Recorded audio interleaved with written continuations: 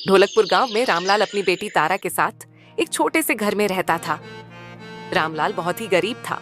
वह जंगल से लकड़ी काट कर लाता और बाजार में बेचकर अपने घर का गुजारा करता था। लेकिन उसके अंदर अब इतनी ताकत नहीं बची थी कि वो लकड़ी काट सके। उसकी बेटी तारा बहुत ही सुंदर और होनहार थी। तारा अपने घर पर सिलाई करके थोड़े बहुत पैसे कमा लिया करती थी। एक दिन रामलाल लकड़ी काटने जा रहा था, तभी उसकी बेटी कहती है, पिताजी, मैंने आपसे कितनी बार कहा है, अब आपके शरीर में इतनी जान नहीं है कि आप लकड़ी काट सको। आपको आराम की ज़रूरत है। आप आराम क्यों नहीं करते हो? बेटी, मैं आराम कैसे कर सकता हूँ? तेरी शादी भी करनी है और उस साहूकार के पैसे भी तो देने हैं। मुझे हर वक्त डर लगा रहता है, कहीं वह साहूकार अपना कर्ज लेने ना आ जाए। बेटी, वह बहुत ही बेरहम इंसान है। अगर मैंने उसका कर्ज नहीं दिया तो वह मेरी जान भी ले सकता है। आप परेशान क्यों होते हो पिताजी? भगवान जरूर कोई रास्ता निकालेंगे। और मैं भी तो सिलाई करती हूँ ना। आज से मैं दिन रात सिलाई करूँगी, जिससे हम उस साहूकार के पैसे जल्द से जल्द लौटा सके। बेटी की बात सुनकर बूढ़े रामलाल की आंखों में आंसू आ जाते हैं और बगैर कुछ कहे जंगल की ओर निकल जाता है। तारा पिताजी की आंखों में आंसू देखकर बहुत परेशान होती है। शाम को जब रामलाल कटी हुई लकड़ी बाजार में बेचकर घर लौटता है, तो उसकी बेटी उसे खाना देती है और कहती है, पिताजी, आप किसी से थोड़े बहुत दिन के लिए पैसे उधार लेकर उस साहूकार का कर्ज क्यों नहीं चुका देते? बेटी, बुरे वक्त में कोई मदद नहीं करता, हर कोई मुंह मोड़ लेता है। और वैसे भी मेरे सारे दोस्त और सभी रिश्तेदार भी गरीब ही हैं। वे बेचारे खुद मुश्किल से अपना गुजारा कर पाते हैं। ऐसे में मेरी मदद भला वह कैसे कर पाएंगे? अगर कोई हमारी मदद कर भी दे, तब भी तो मुझे उसके पैसे वापस करने होंगे ना। लेकिन पिताजी, हमें कैसे भी करके साहूकार के पैसों का इंतजाम करना होगा। वह परसों अपने पैसे लेने आएगा। अगर उसे पैसे नहीं मिले तो वह पता नहीं हमारे साथ क्या सुलूक करेगा। बूढ़ा रामलाल बेबस और मजबूर था। उसकी समझ में नहीं आ रहा था कि वह साहूकार से अपना पीछा कैसे छुड़ाए। अगले दिन जब बूढ़ा रामलाल जंगल में लकड़ी काटने के लिए गया, तो उसे जंगल में एक आदमी मिला जो लोगों को ठग कर उनसे पैसे ऐंठता था। वह रामलाल के हाथ में कुल्हाड़ी देखकर बोला, तुम्हें देखकर मालूम होता है कि तुम एक लकड़हारे हो और इस वक्त लकड़ी काटने जा रहे हो। हाँ बेटा, मैं एक लकड़हारा हूँ और इस वक्त मैं लकड़ी काटने ही जा रहा हूँ। क्या तुम्हें मुझसे कुछ मदद चाहिए?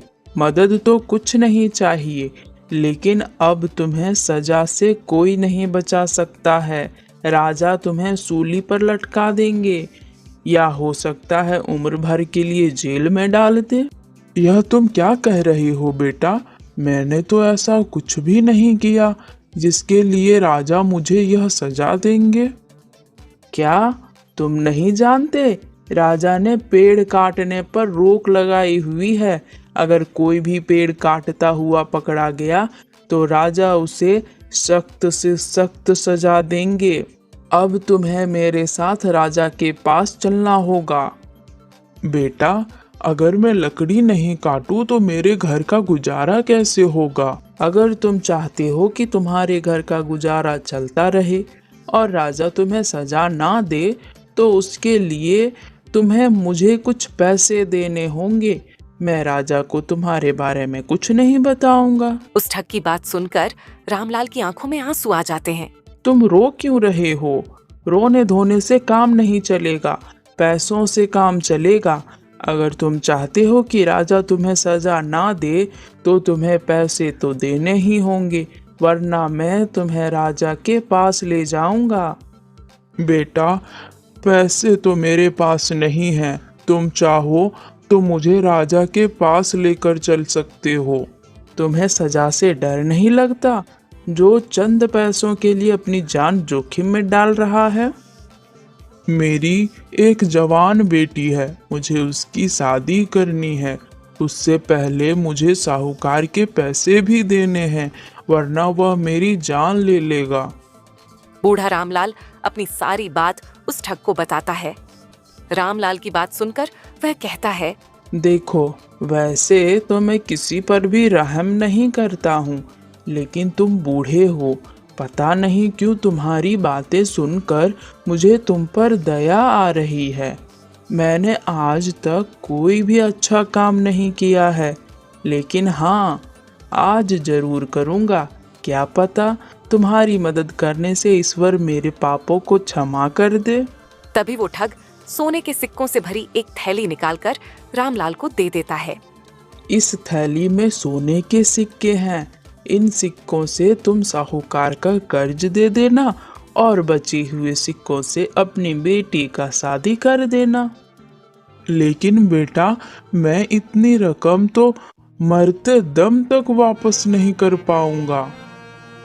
वैसे भी ये मेरी मेहनत की कमाई के नहीं हैं, इनसे तुम्हारी मदद हो जाएगी और मैं कुछ पुण्य कमा लूंगा। ऐसा कहते हुए वो ठग वहां से चला जाता है। रामलाल उस ठग को दुआ देते हुए खुशी खुशी अपने घर की ओर निकल जाता है।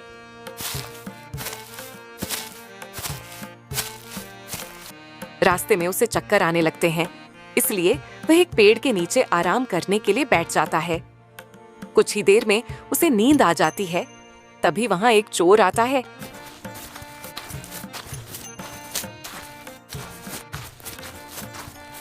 और बूढ़े रामलाल की सोने के सिक्कों से भरी थैली चुरा कर ले जाता है। थोड़ी दूर जाने के बाद जब वह चोर थैली खोलकर देखता है तो वह खुशी से कहता है, अरे वाह, इतने सारे सोने के सिक्के, आज तो मेरी तकदीर खुल गई। अब मेरी बीवी बच्चों को भूखा नहीं रहना पड़ेगा। इन सिक्कों से तो मेरा सालों का गुजारा हो जाएगा। इतना कहकर चोर अपने घर की ओर निकल जाता है। उधर जब बूढ़े रामलाल की आंख खुलती है तो वह अपनी थैली देखता है, लेकिन उसे सोने के सिक्कों की थैली नहीं मिलती। रामलाल बहुत घबरा जाता है और वह अपने आप को कोसने लगता है। हे भगवान, ये क्या हो गया? ना मैं सोता, ना वो सोने के सिक्कों की थैली चोरी होती। वर्षों बाद एक खुशी मिली थी, लेकिन वो भी ना संभाल सका। अब मेरी बेटी की शादी कैसे होगी? मैं साहूकार का कर्ज कैसे चुकाऊंगा? बेचारा रामलाल गम में डूबा हुआ अपने घर की ओर निकल जाता है। उधर वह चोर अपनी बीवी से कहता है, तुम मुझे हर वक्त उल्टा सीधा कहती रहती थी ना कि मैं कुछ करता धरता नहीं हूँ। यह देखो, सोने के सिक्कों से भरी थैली लेकर आया हूँ। इन सिक्कों से हमारा कम से कम तो 2 साल का गुजारा हो जाएगा। अब मुझे कुछ भी करने की जरूरत नहीं है।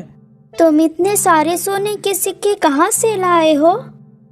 तुम्हारी यह सवाल करने की आदत कब जाएगी? मैं यह सोने के सिक्के कहाँ से लाया हूँ, तुम्हें इस बात से क्या मतलब है? क्योंकि मैं जानना चाहती हूँ, कहीं तुम ये सोने के सिक्के चुरा कर तो नहीं लाए?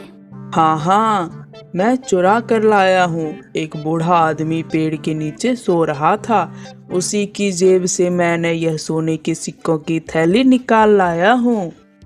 अब तुम चोरी भी करने लगे हो। तुम्हें सोने के सिक्के की थैली चुराते हुए डर नहीं लगा? क्या तुम दूसरों को दुखी करके खुश रहना चाहते हो? वो बेचारा बूढ़ा गरीब आदमी किस हाल में होगा पता नहीं। उसने ये सिक्के किस काम के लिए रखे होंगे और तुम उन्हें चुरा कर ले आए? अरे, वह गरीब नहीं है, वह एक मालदार आदमी है। तुम्हें कैसे पता वो मालदार आदमी है? तुम जानते हो उसे? मैं उसे नहीं जानता हूँ, लेकिन वह गरीब नहीं है, क्योंकि कोई भी गरीब आदमी कभी भी इतने सारे सोने के सिक्के लेकर यूं बेफिक्र होकर पेड़ के नीचे नहीं सोता है।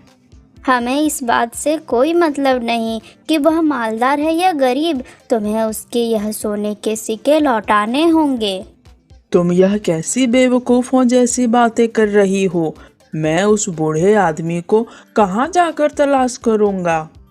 तुम्हें उसे तलाश करना ही होगा, वरना मैं बच्चों को लेकर हमेशा के लिए अपने मायके चली जाऊंगी। फिर तुम आराम से इन चोरी के सिक्कों से खाना। तुम्हें मेहनत मजदूरी करके अपने बीवी बच्चों का पेट भरना चाहिए, ना कि चोरी करके। ठीक है, मैं उस बूढ़े आदमी के सिक्के वापस करके आऊँगा। चोर बूढ़े आदमी के सोने के सिक्के वापस करने के लिए उसकी तलाश में निकल जाता है। उधर जब रामलाल अपने घर पहुंचता है तो उसकी बेटी उससे कहती है, पिताजी, मैं कब से आपका इंतजार कर रही थी। आपको आज इतनी देर कैसे हो गई आने में? रामलाल चुप रहता है, वह इस बात का कोई जवाब नहीं देता। पिताजी, आप चुप क्यों हो? कुछ बोलते क्यों नहीं? बूढ़ा रामलाल सारी बात अपनी बेटी को बताता है। उतने में ही साहूकार अपने पैसे लेने आ जाता है। क्या रामलाल, तूने मेरे पैसे देने का वादा किया था ना? ला जल्दी से मेरे पैसे। मैंने आपके पैसों का इंतजाम कर लिया था, लेकिन किसी ने मेरे सोने के सिक्कों की थैली चुरा लिए। तू मुझे बेवकूफ़ समझता है क्या? तू मुझे यह झूठी कहानी सुनाएगा और मैं तुमसे पैसे नहीं मांगूंगा? अरे तेरे जैसे मुझे रोज 50 आदमी मिलते हैं झूठ बोलने वाले। मेरा समय बर्बाद मत कर, चल जल्दी से पैसे ला। मैं झूठ नहीं बोल रहा हूँ, मेरी बात पर यकीन करो। किसी ने मेरे सोने के सिक्कों की थैली चुरा ली है। अच्छा, तो तेरे पास वो सोने के सिक्के की थैली कहाँ से आई थी? जरा मुझे भी तो पता चले, आखिर तू बुढ़ापे में क्या करता है? रामलाल चुप रहता है, वह इस बात का कोई जवाब नहीं देता। चुप क्यों है? बताते क्यों नहीं कि तेरे पास वो सोने के सिक्के कहाँ से आए थे? तुझे बुढ़ापे में झूठ बोलते हुए शर्म नहीं आती? तू मेरे पैसे ऐसे नहीं देगा। तू मेरे साथ राजा के पास चल। साहूकार रामलाल और उसकी बेटी को राजा के पास ले जाने लगता है। रास्ते में जब गांव वाले साहूकार को देखते हैं तो वे कहते हैं, अरे अरे देखो, यह साहूकार बेचारे रामलाल और उसकी बेटी को राजा के पास ले जा रहा है। सत्यानाश हो इसका, बेचारा रामलाल। पता नहीं राजा बूढ़े रामलाल को क्या सजा देगा। साहूकार राजा के दरबार में पहुंचकर राजा से कहता है, महाराज, 2 साल पहले रामलाल ने मुझसे कर्ज लिया था और आज इसने मेरा कर्ज देने का वादा भी किया था, लेकिन अभी तक इसने मुझे कुछ भी रुपये नहीं दिए और यह मुझसे झूठ बोल रहा है कि इसने सारे पैसों का इंतजाम कर लिया था, लेकिन कोई इसके सोने के सिक्कों की थैली चुरा ले गया है। तुम ऐसे आदमी को कर्ज देते ही क्यों हो जो उसे चुका ना सके? लेकिन महाराज, यह मेरे सामने आकर रो रहा था। मुझे इस पर तरस आ गया, इसीलिए मैंने इसे कर्ज दे दिया, वरना मैं ऐसे लोगों को कर्ज कभी भी नहीं देता हूँ जो कर्ज लौटा नहीं सके। पूरी बात सुनने के बाद राजा बोला, यहाँ के कानून के अनुसार जो भी व्यक्ति ठीक समय पर अपना कर्ज नहीं चुका पाता है, उसके घर के सभी सदस्य कर्ज देने वाले की गुलामी करेंगे जब तक कि वह अपना कर्ज ना चुका दे। राजा का फैसला सुनते ही बूढ़ा रामलाल डर से कांपने लगा, क्योंकि अब उसे और उसकी बेटी को साहूकार की गुलामी करनी पड़ती।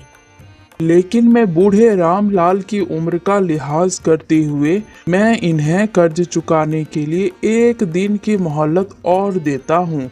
अगर तुमने 1 दिन के अंदर साहूकार का कर्ज नहीं दिया तो तुम्हें और तुम्हारी बेटी को साहूकार की गुलामी करनी होगी। राजा का फैसला सुनने के बाद साहूकार रामलाल के साथ उसके घर चला जाता है और कहता है, जब तू मेरे पैसे 2 साल में नहीं दे सका तो 1 दिन में कहाँ से देगा? कल से मेरी गुलामी करने के लिए तैयार रहना। अब मैं जा रहा हूँ और 1 दिन बाद आऊँगा। यह कहकर साहूकार चला जाता है। फिर तारा रामलाल से कहती है, पिताजी, 1 दिन के बाद हम इसका कर्ज कहाँ से चुका पाएंगे? अगर हमने इसका कर्ज नहीं दिया तो यह हमारे साथ बहुत जुल्म करेगा। पिताजी, मैं आपके ऊपर जुल्म होते हुए नहीं देख सकती। इस जालिम ने बहुत से लोगों को परेशान किया है। इसने किसी का घर छीन लिया तो किसी की जमीन छीन ली है। बेटी, अगर हमारी किस्मत में साहूकार की गुलामी लिखी है तो हम इससे भाग नहीं सकते हैं। लेकिन पिताजी, वह बहुत बेरहम है। उसे किसी पे तरस नहीं आता। वह आपकी उम्र का भी लिहाज नहीं करेगा। बेटी, भगवान पे भरोसा रख, वह जरूर कोई रास्ता निकालेगा और जल्द ही यह मुश्किल वक्त गुजर जाएगा। इतना कहकर रामलाल जंगल की ओर निकल जाता है और उसी पेड़ के नीचे जाकर बैठ जाता है जहां से उसके सोने के सिक्के की थैली चोरी हुई थी। वो देर तक टकटकी बांधे आसमान की तरफ देखता रहता है। उसको कुछ समझ नहीं आ रहा कि वो अब करे तो क्या करे। उतने में ही वह चोर बूढ़े रामलाल की तलाश करते हुए वहां आ जाता है और कहता है, आपकी हालत देखकर मालूम होता है आप किसी मुसीबत में हो। आप मुझे अपनी परेशानी बता सकते हो। मुझसे जो हो सकेगा वो मैं करूँगा। बेटा, तुम्हारे कपड़े तुम्हारी कहानी खुद कह रहे हैं। तुम मेरी कुछ मदद नहीं कर सकते। आप मेरे कपड़ों को देखकर मेरी हालत पर मत जाओ। रामलाल उस चोर को अपनी सारी कहानी बताता है। चोर सोने के सिक्कों की थैली रामलाल के सामने रखकर कहता है, कहीं ये तो नहीं आपके सोने के सिक्कों की थैली? तुम्हारे पास सोने के सिक्कों की थैली कहाँ से आए? इसे तो कोई चोर चुरा कर ले गया था। दरअसल मैं एक गरीब आदमी हूँ। मेरे घर में खाने के लिए कुछ भी नहीं था। मेरी बीवी बच्चे सब भूखे थे। इसीलिए मैं कोई काम तलाश करने के लिए निकला था, लेकिन मुझे किसी ने कोई काम नहीं दिया। आप मुझे इस पेड़ के नीचे सोए हुए दिखाई दी और मैंने आपके ये सोने के सिक्कों की थैली चुरा ली। लेकिन मेरी पत्नी ने मुझसे कहा कि मुझे भूखा रहना पसंद है, लेकिन चोरी के सिक्कों से अपने घर का गुजारा करना नहीं। इसीलिए मैं आपके यह सोने के सिक्के वापस देने आया हूँ। हो सके तो मुझे माफ़ कर दीजिएगा। कोई बात नहीं बेटा, तुमने मुझे सोने के सिक्के लौटा दिए, इसीलिए मैंने तुम्हें माफ़ किया। बेटा, अब मुझे चलना चाहिए। रामलाल अपने घर चला जाता है और अपनी बेटी को सोने के सिक्कों की थैली दिखाते हुए कहता है, ये देखो बेटी, ये वही सोने के सिक्के की थैली है जो चोरी हो गई थी। अब हमें उस साहूकार की गुलामी नहीं करनी पड़ेगी। लेकिन पिताजी, यह थैली मिली कहाँ पे? जो चोर चुरा कर ले गया था वही वापस देकर गया है। उसकी पत्नी बहुत नेक औरत है। मैंने तुमसे कहा था ना कि भगवान हमारी मदद जरूर करेगा। पिताजी, यह तो बहुत अच्छा हुआ। अब हमें उस जालिम से छुटकारा मिलेगा। अगली सुबह साहूकार आ जाता है और रामलाल से कहता है, एक दिन तो हो गया, अब तू और तेरी बेटी मेरी गुलामी करने के लिए तैयार हो जाओ। ये लो सोने के सिक्के, इन्हें बेचकर अपने पैसे ले लेना। अरे वाह, सोने के सिक्के! जो कर्ज तू 2 साल में नहीं दे पाया उसका तूने एक दिन में इंतजाम कर लिया। कहाँ से आए तेरे पास ये सोने के सिक्के? तुम्हें इस बात से क्या मतलब? तुम्हें तुम्हारा कर्ज मिल गया, अब तुम यहाँ से जा सकते हो। रामलाल की बात सुनकर साहूकार गुस्से में तमतमाता हुआ चला जाता है और फिर बचे हुए सोने के सिक्कों से रामलाल अपनी बेटी की शादी कर देता है।